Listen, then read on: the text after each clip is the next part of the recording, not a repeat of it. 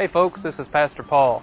You're watching another episode of Divine Moments right here on Midwest Whitetail, and the topic for today's teaching is listen to the still small voice.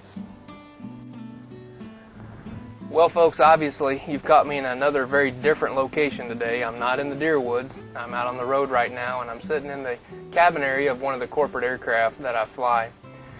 As I fly, there is a very important piece of equipment that helps me do the job of taking care of this multi-million-dollar aircraft, and that is the aviation headset.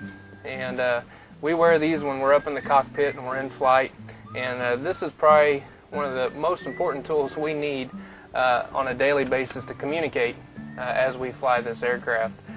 Basically, there's two very important voices that I hear in those headsets. The first one would be the air traffic controller that's working our flight, and he or she will be giving us instructions on how to safely maneuver through the airspace and around the other aircraft, and also get us onto the various instrument approaches we might need to get to and from the airports that we're traveling to. The other very important voice that I hear in that headset is that of my co-pilot, who's helping me out on the flight deck, taking care of all the various tasks and duties, running the checklist, working the radios, and calling anything out to my attention that needs addressed. So those two voices become very important to me as I try to accomplish the task of flying our passengers around safely from point A to point B. So over the years, I've come to trust and to listen to those still small voices that I hear on a daily basis. My travels today found me starting off in Cleveland, Ohio. Right now I'm sitting down here in North Carolina, a little town called New Bern right on the coast. Here in a little while we'll be flying over to Sanford, North Carolina, then back up to Cleveland, and eventually home to southern Indiana. And as I complete my task today in flying, the air traffic controller is going to give us instructions such as turn left 20 degrees, descend 1,000 feet, you have traffic out at your 1 to 2 o'clock. And basically what that traffic controller is telling us, he is maneuvering our aircraft and possibly the other aircraft as well out of the way of one another. And you know, many times I don't even see the aircraft he says that I have a traffic conflict with. I don't see him visually, and we also have instrumentation in the cockpit where we can display a digital view of the airplane as well, what their altitude is in relationship to ours in location. And many times I don't even see the aircraft. And over the years I've learned to trust that air traffic controller sees the big picture, and then although I don't see the aircraft, I know and trust that they are maneuvering my aircraft in the right position to safely complete the flight. They have the big picture, and I understand that as I listen to the still small voice in the headset. Well folks, you can watch the concept of listening to the still small voice work itself out here on a weekly basis right here at Midwest Whitetail as you watch the state hunts. Many times we have the hunter and the cameraman working together.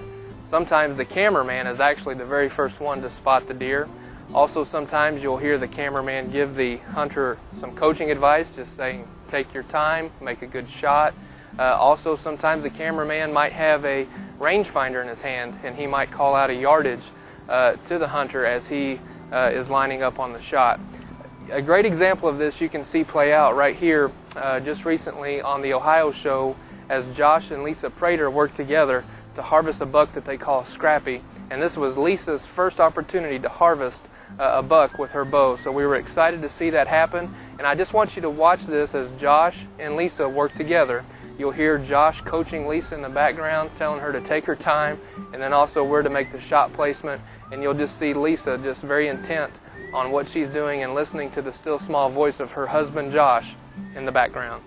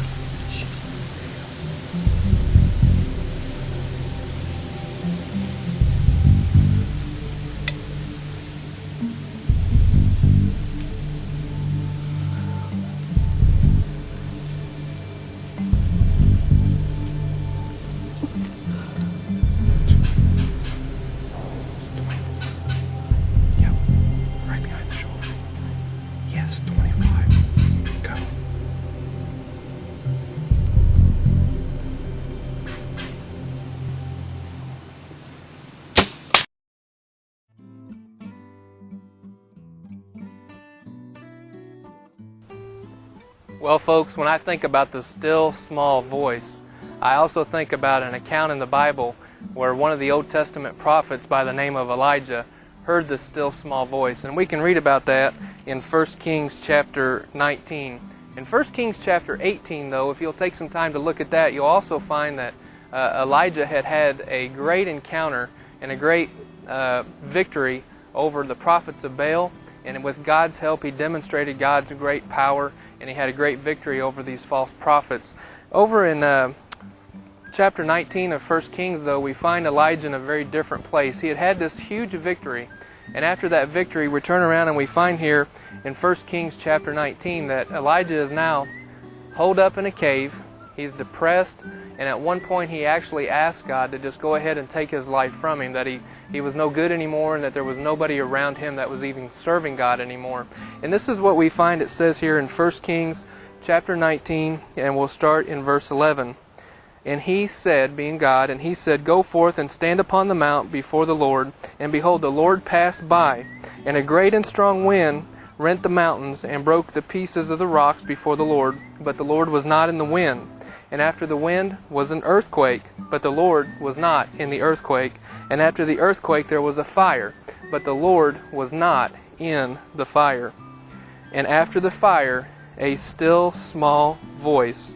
And it was so, when Elijah heard it, that he wrapped his face in his mantle, and he went out, and stood in the entering of the cave. And behold, there came a voice, and said unto him, Elijah, what are you doing here?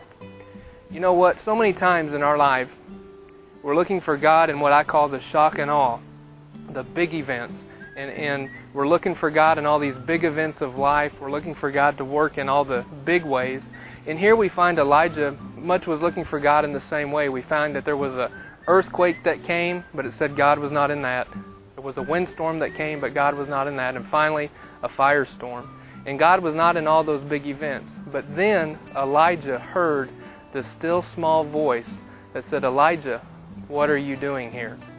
And if you'll remember, Elijah's at a point where he just feels totally useless. He feels like he cannot be used of God at this point, and that nobody else around him is serving God.